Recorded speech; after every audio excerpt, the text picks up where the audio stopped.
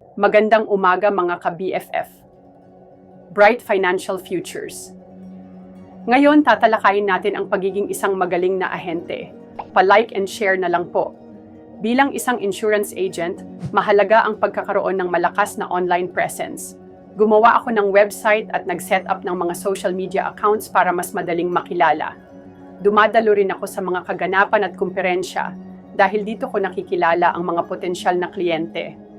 Hinihikayat ko ang mga satisfied kong kliyente na mag-refer ng kanilang mga kaibigan at pamilya dahil ang rekomendasyon ay napakalakas na tool. Nag-aalok ako ng libreng konsultasyon upang mas makilala ang kanilang mga pangangailangan.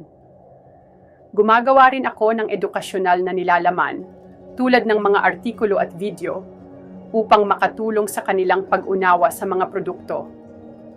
Upang kumita ng higit sa inaasahan, mahalaga ang pagbuo ng relasyon sa mga kliyente.